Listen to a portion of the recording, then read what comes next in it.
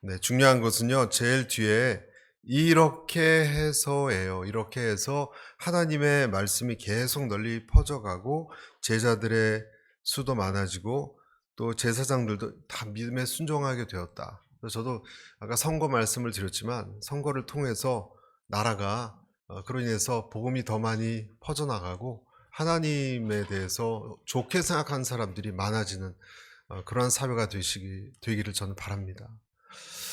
오늘 제목을 문제와 해결이라고 붙였는데 교회에 문제가 있어요. 네, 교회에 불미스러운 일이 일어난 것이죠. 구체적으로 말하면 두 파 사이에 싸웠다는 거예요. 오늘 말씀은 내용이 분쟁 같은 것이. 왜냐하면 한쪽이 다른 쪽에 대해서 이것은 잘못됐다, 공정하지 않다, 부당하다 이런 얘기를 했다는 거예요. 뭐 어느 정도 험악해졌는지는 우리가 알 길이 없지만 그런 사람들도 있었겠죠. 또 아주 험악한 사람, 또 덜 험악한 사람, 또 말로 막 이렇게 하는 사람들. 근데 그 부류는 누구냐면 하나는 둘 다 유대인인데 한쪽은 그리스파 또는 헬라파 유대인이라고 하고 한쪽은 정통 유대인이에요. 다 유대인인데. 그러니까 그리스파 유대인들이 뭐라 그랬냐면 특히 그 중에서 거기에 속한 과부들이 왜 우리를 차별하느냐? 왜 차별하냐? 왜 디스크리미네이션을 하느냐? 이 문제를 갖고 소리친 겁니다. 여러분, 교회마다 불만이 있을 수 있고 문제가 있을 수 있습니다. 여러분, 문제 없는 교회가 있습니까, 여러분? 문제 없는 교회 있으면 정말 한번 나와보라 그래 보세요. 누가 있나? 어떤 교회도 문제가 없지는 않아요. 문제가 없는 교회가 있어요, 여러분. 가끔. 어떤 교회냐면 아무 일도 안 하는 교회. 아무 일도 안 하는 교회는 문제가 없습니다. 가정도 문제가 없는 가정은요, 대화가 아예 없는 가정은 문제가 있을 게 없죠. 사람이란 부부건 아니면 부모 자식이건 같이 뭘 할 때 의견이 안 맞기 마련이에요. 우리가 다 생긴 게 다르게 생긴 것처럼. 문제 없는 교회는 극장같이 왔다가 알지도 못하고 서로 그냥 엉기지 않고 일하지도 않고 그냥 왔다 그냥 헤어지는 교회는 문제 없는 교회겠죠. 여러분, 어떤 목회자가 문제가 없습니까? 아무것도 관여하지 않는 목회자예요. 아무것도. 본인은 그냥 모른다. 교인들이 옳게 신앙생활을 하건 아니면 교회 일이 옳게 진행이 되건 그릇되게 진행되건 난 갈등 자체가 싫다. 회피형이라면 여러분, 그런 목회자는 성도들에게 또 어느 성도에게 권면도 안 할 거예요. 권면했다가 큰일 나면 어떡해요, 여러분. 네. 사역에 대해서도 모르쇠로 일관하면 그 목회자도 아무 문제는 없겠죠. 가정도 마찬가지입니다. 자녀에게 어떤 것을 얘기하고 간섭하고 때로는 그 이야기를 듣고 같이 머리를 맞대고 하려고 하는 부모는 또 자녀에게 또 안 좋은 얘기를 듣겠죠. 늘 그런 것이죠. 원망이 있을 수 있습니다. 오늘 이 그리스파 과부들이 소외를 정말 많이 당한 것 같아요. 내용은 우린 잘 모르지만 그 그리스파 유대인들이란 사람들은 누구냐면 각처에서 흩어져 떠돌다가 지금 이스라엘로 들어온 사람들이에요. 그러니까 1.5세, 2세들이에요. 저희 같은 사람들이 만약에 여러분 해외에 있는 모든 이민자들이 모두 한국에서 이제 살게 됐다 하면 어떤 일이 일어나겠어요? 해외파, 국내파 이렇게 나눠지지 않겠습니까? 더군다나 해외에서 그 그리스 지역에 떠돌던 사람들은 옛날 바벨론 전쟁 나고 그럴 때 다 도망갔던 사람들이에요. 그러니까 비겁하다라고 손가락질 당할 수도 있어요. 어떻게 보면 이 그리스파 유대인들은. 그리고 정통 유대인들은 선민의식이 강했어요. 우리는 진짜 유대인이다. 그리고 당연히 여러분 또 언어도 달랐습니다. 언어도 좀. 그러니 갈등이 생기죠. 언어도 다르고 또 민감한 이슈도 있고. 여러분 그것이 지금 이 두 파예요. 하나의 예예요. 어느 교회나 다를 수 있어요. 그런 사람들이 있을 수 있어요. 당신은 바벨론 때 바벨론이 우리 쳐들어왔을 때 떠났으니까 당신들하고는 난 식사를 못하겠다. 여러분 그렇게 하면 이 문제는 굉장히 사단이 재료로 삼기 쉬운 소재입니다. 이 헬라 또는 그리스파 과부들이 어떻게 소외됐는지, 그러니까 해외에서 1.5세, 2세 이 과부들이 어떻게 소외됐는지는 모르는데 분명히 음식을 줄 때 좀 질이 나쁜 걸 줬거나 아니면 양을 적게 줬거나 누락시켜서 줬거나 2등급 물건을 줬거나 아마 그랬을 것입니다. 근데 우리가 여기서 좀 생각해 봐야 될 부분이, 여러분 지금 초대 교회 아닙니까? 어떤 일이 일어났습니까? 강력한 성령의 역사가 일어났잖아요. 자기 재산을 팔아서 사도들 발 앞에 내놓고 하는 헌신도 있고, 또 기적도 일어나고요. 감옥에서 풀려난 기적도 있고, 자, 기적이 있죠? 헌신이 있죠? 또 외부적으로는 순교도 많았어요. 핍박도. 강력한 하나님의 은혜가 넘치고 사람들이 변화되고 그랬던 시기예요. 우리가 생각하기에는 아주 대단한 사람들이 많이 배출되는 그러한 사람들이에요. 성령의 역사가. 그런데 싸웠다는 거예요, 서로. 여러분, 그런데 싸웠다는 거예요. 왜 그들 수준이 이 먹는 문제 좀 덜 줬다고 이렇게 부딪히나, 이거밖에 수준이 안 되나, 이렇게 생각할 수 있습니다. 성령 충만한 사람들이. 네, 여러분, 성령 충만해도 성질은 더 강해요. 성령 충만한 사람도 성질이 있으면 또 성질이 강해요. 그것이 인간이에요. 저는 그런 분들 몇 분 봤습니다. 성령의 은사도 나타나고 병도 치유하고요. 예언기도 잘하고, 그런데 성질이 못 돼가지고 얼마나 상처 주는지 몰라요. 그런 사람들을. 그럼 어떻게 이해를 해야 될지 모르겠어요. 저는. 우리가 오늘 이 말씀을 보면서 여러분 가지셔야 되는 것이, 인간에 대한 기본적인 환상이 있거든요. 그 환상을 조금 깨야 돼요. 인간은 그렇게 고결하지도 않고 대단하지도 않아요. 우리가 잘 아는 마틴 루터 킹, 여러분 아시죠? 미국의 그 흑백 문제, 정말 대단한 마틴 루터 킹 목사님이셨는데, 여러분 그는 음주 문제와 특히 여성 문제가 얼마나 난잡했는지 몰라요. 그 부분은 잘 들춰내려고 하지 않아요. 간디는 어떻습니까? 간디도 사생활이 복잡했습니다, 여러분. 그렇다고 훌륭하지 않습니까? 훌륭한 거예요. 그러나 그것이 인간이에요. 교회는 어떤 곳인가? 여러 가지 문제들이 많이 섞여 있는 사람들이 모여 있는 대기소, 천국 들어가기 전에 대기소 같은 곳입니다. 부족하니까 우리가 십자가를 붙드는 거 아니겠어요? 여러분 친구들이 주변에서 왜 교회는 그렇게 문제인 사람들이 와서 이렇게 위선적이고 문제 있느냐? 그러면 그렇게 여러분 얘기하세요. 그러니까 십자가를 붙들러 모이죠. 그러니까 십자가를 의지하려고 모이는데 너희들은 십자가도 없잖냐. 우리보다 낫다고 쳐도 십자가가 없으면 안 된다. 우린 부족하니까 주님을 의지하러 모인 사람입니다. 아멘. 사랑과 은혜가 없이는 여러분 우리는 어떻게 운영이 안 되는 사람들이에요. 여러분. 그래서 어떤 사람이 저번에 이렇게 했다가 지금 이렇게 얘기했다 하면 그냥 그러려니 하셔야 돼요.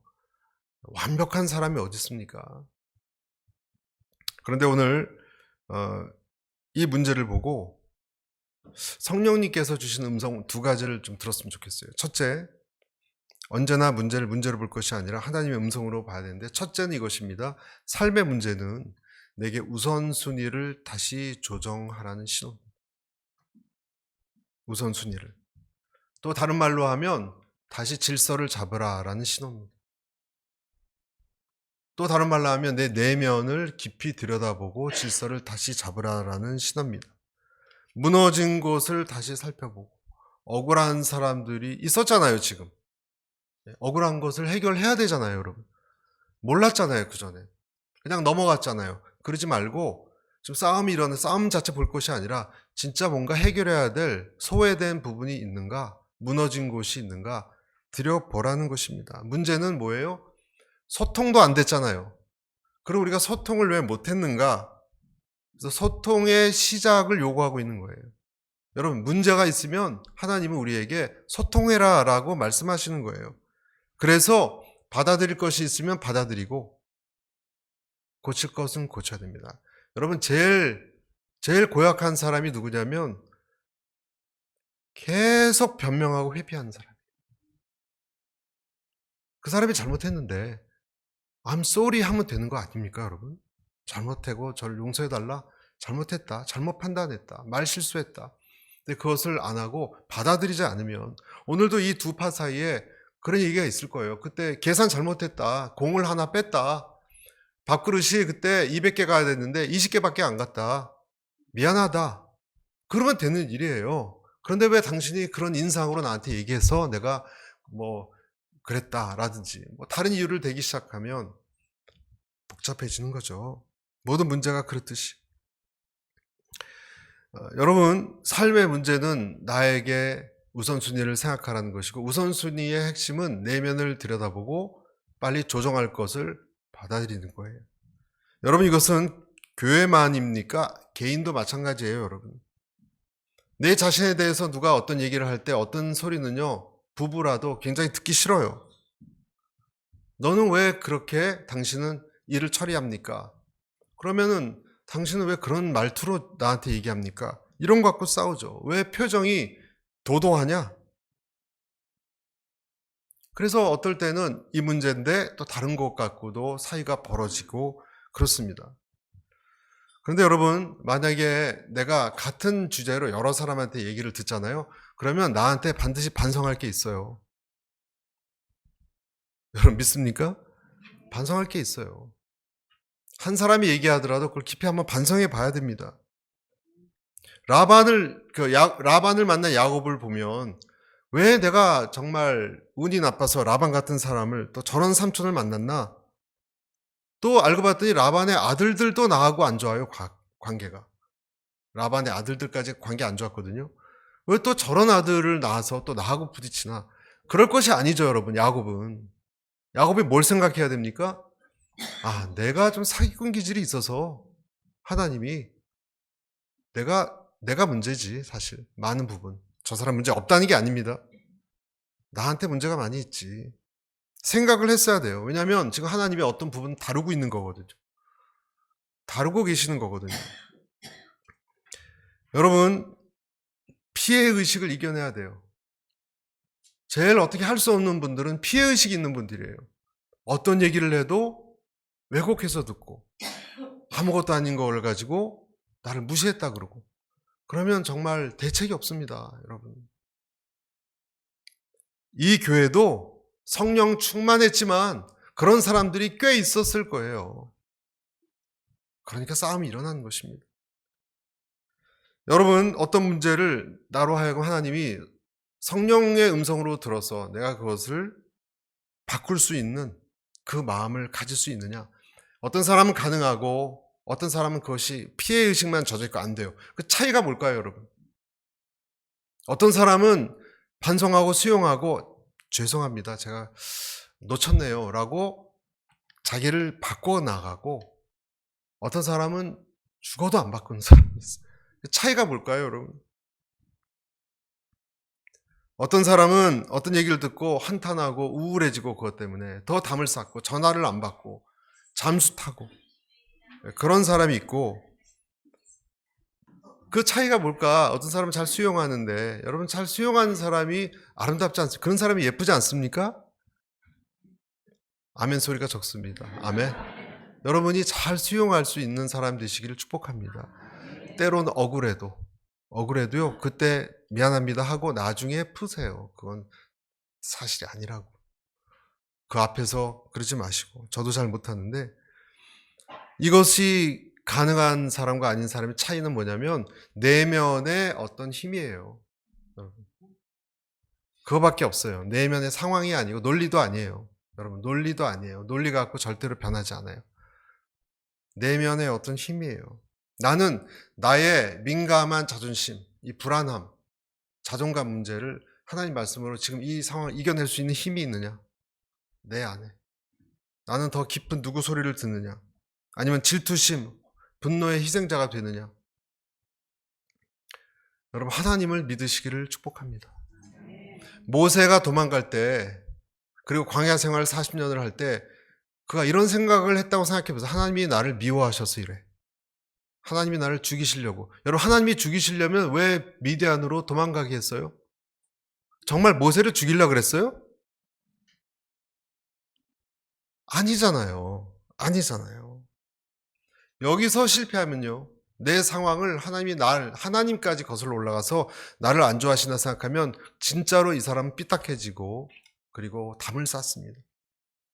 여러분, 마귀에게 틈을 주지 않는 그런 사람들이 되시기를 축복합니다. 그래서 이 사도들이 어떤 일을 했냐면요, 2절에서 4절까지 제가 읽겠습니다. 2절에서 4절. 그리하여 12사도들은 제자들을 모두 불러놓고 말했습니다. 우리가 음식을 분배하는 일로 인해 하나님의 말씀 가르치는 사역을 소홀히 여기는 것은 옳지 않습니다. 형제들이여, 여러분 가운데 성령과 지혜가 충만하다고 알려진 사람 7명을 뽑으십시오. 그러면 이 임무는 그들에게 맡기고 우리는 기도하고 말씀을 가르치는 일에 온 힘을 기울이겠습니다. 뭡니까? 이제 상황을 듣고 소외된 것을 고치고 업무를 재분배했어요. 일을 할 만한 사람을 뽑기로 했어요. 정말 합리적인 판단, 잘 결정한 내용들이에요. 여기서 정말 제일 중요한 것은 이겁니다. 이들에게 무엇이 가장 중요한지가 눈에 확 띄었다는 거예요. 문제를 통해서, 교회의 싸움을 통해서, 왜냐하면 이들이 계속 사람들이 늘어나니까 밥을 퍼주는 일도 많아지고, 그것 때문에 자기의 업무를 제대로 못했거든요, 사도들이. 그런데 이 문제가 생기니까 정신을 차린 거예요. 아, 어느 게 진짜 문제구나. 갈등, 대화, 이런 것도 중요합니다. 그러나 더 중요한 것은 우리가 해야 될 본질, 우리가 할 수 있고 할 수 없고를 구분해서 이건 맡기고 이것은 내가 중점적으로 해야 될 일이 뭔지를 구분하지 못했고 하나님께 나아가지 못했구나. 반성한 것입니다. 여러분, 왜 이런 생각을 하게 됐을까? 하나님이 자기를 부르신 마음이 있었기 때문에 그래요. 하나님께서 우리에게 부르신 것은 떡을 먹이는 것이 아니라 이들에게 영혼의 떡을 먹이는 일이 중요하기 때문에 그런 거예요. 그러니까 여러분, 내 개인으로도 어떤 문제가 생겼을 때 그것을 해결하는 방법은 내 상황을 대화를 많이 하고 하는 것도 중요합니다. 그러나 1차로 해야 돼요. 사람도 뽑아야 돼요. 더 중요한 것은 뭐라고요? 내 인생에서 하나님이 지금 나한테 뭘 집중하라고 하시는가? 이것을 찾아내는 거예요. 내 사명을. 내 사명을 찾아내는 거예요. 그래서 디모데후서 2장 4절에 우리 같이 한번 읽어볼까요? 시작. 병사로 복무하는 자는 자기 생활에 얽매이는 자가 하나도 없나니 이는 병사로 모집한 자를 기쁘게 하려 함이라. 여러분과 저의 삶의 우선순위에 늘 말씀이 그리고 주님에 대한 헌신이 있게 되시기를 축복합니다. 여러분의 삶의 군더더기를 떼어내십시오. 여러분, 이제 우리들 정도 연세가 됐으면 어느 정도 알잖아요. 어느 것이 진짜 요긴하고 중요하고 어떤 거는 쓸데없다는 거. 군더더기를 떨어내셔야 됩니다. 하나님 말씀으로 하나님께서 나를 다시 집중시키고 있다면 그것을 향해서 하나님이 구조조정하고 있는 거예요. 내게 불필요한 것이 무엇인가? 내가 딴 사람한테 맡겨야 될 일이 무엇인가? 내가 하나님이 아니라 다른 데에 내 모든 관심이 분산되어 있다면 하나님이 거기에 손을 대시는 거예요. 내 관심을 구조조정하는 거예요. 우선순위를. 그래서 오늘 두 번째 여러분께 이런 말씀을 드립니다. 두 번째, 삶의 핵심 목적에 집중하십시오. 연관되는 내용이지만 여러분, 하나님이 내게 주신 삶의 핵심 목적, 내 삶의 진짜 중요한 소명, 목적, 부르심에 집중하십시오. 여러분, 우리의 삶의 본업은 뭐예요? 뭐예요? 하나님의 말씀에 집중해서 그 말씀대로 살아가는 거예요. 다시 말씀드립니다. 내 삶에 여러 가지 문제가 터져 나오죠? 하나님이 결국 뭘 얘기하는 거예요? 너는 나를 바라보지 않았다라는 거예요. 하나님 말씀에 집중하지 않았다는 거예요. 누가복음 10장 41, 42절 주께서 대답하여 이르시되 마르다야 마르다야 내가 많은 일로 염려하고 근심하나 몇 가지만 하든지 혹은 한 가지만이라도 족하니라. 마리아는 이 좋은 편을 택했으니 빼앗기지 아니하리라 하시니라. 예수님이 원하셨던 것은요, 음식이 아닙니다. 우리는 예수님께 음식을 잘 대접하고 분주하게 움직이는 것이 예수님을 기쁘게 한다라고 생각해요. 예수님이 지금 참다 못해서 얘기하신 거예요. 마르다야, 그것을 내가 원한 게 아니야. 난 너의 영혼을 만지기를 원해. 나는 너의 영혼에 관심이 있어. 마리아는 아무것도 안 하는 것 같지만, 그래서 네가 불평하고 있지만 마리아는 내 말씀에 집중하고 있어. 영혼의 교류를 하고 있어. 마르다는 음식을 대접해야 된다는 어떤 강박관념 같은 것이 분주하게 했어요. 그래서 집중하지 못하고, 그리고 마리아가 돕지도 않으니까 동생이 화가 났던 거예요. 그런 것도 이해할 수 있어요, 여러분. 이해할 수 있지만 더 중요한 것은 뭐예요? 하나님이 나한테 무엇을 집중하게 하느냐 하는 거예요. 여러분, 아까 군더더기를 말씀드렸는데 군더더기를 떨쳐내지 못하는 것은 대부분 어떤 이유냐면요, 사람들이 나를 어떻게 평가할까예요. 사람들이 나를 어떻게 평가할까? 그것이 많은 사람들을 바쁘게 하는 주범이라고 합니다. 사람들의 눈, 적어도 나란 인간은 인생에서 이 정도는 이루어야지. 그래야 사람들이 나를 이렇게 봐주겠지. 이런 사람 취급받아야지. 나를 세우는 자존심 같은 것 때문에 군더더기가 많고 바쁜 거예요. 한국 사람에게 제일 무서워하는 단어가 있대요. 한국 사람들에게. 여러분, 단어가 뭐냐면 굴욕이래요. 굴욕. 인정해주지 않고 날 끼워주지 않고 다 모이는데 나한테만 전화가 안 와요. 그럼 무시당하는 거죠. 굴욕감. 나를 일을 했는데 칭찬해주지 않고 어디 갔는데 투명인간 취급을 하면 굴욕감을 느낍니다. 사람은. 내 존재 가치에 대해서 반응해주지 않을 때 굴욕감을 느낍니다. 그렇지만 전도서에는 우리가 인생을 살 때 사람이 아니라 무엇을 중요해야 되는지 이런 말씀이 있어요. 전도서에 일의 결국을 다 들었으니 하나님을 경외하고 그 명령을 지킬지어다. 이것이 사람의 본분이니라. 사람에 너무 휩쓸리지 말라라고 말씀하십니다. 이것이 지혜라고 말씀하십니다. 여러분, 우리가 살 때 어떤 동기로 사십니까? 사람들의 평가입니까? 내가 바쁜 이유가 뭡니까? 하나님을 경외하고 명령을 지키는데 너의 마음이 있느냐? 또 질문하시는 거예요. 여러분께 지금 또 질문하는 거예요. 그 몇 가지에 집중하고 있느냐? 그렇지 않으면 나머지가 나를 복잡하게 만드는 거예요. 다. 죽을 때 후회하는 25가지 이런 책이 있어요, 여러분. 죽을 때 후회하는 25가지.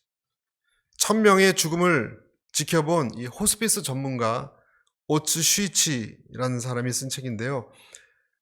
이 사람은 말기암 환자의 고통을 덜어주는 이 완화 의료 전문가예요.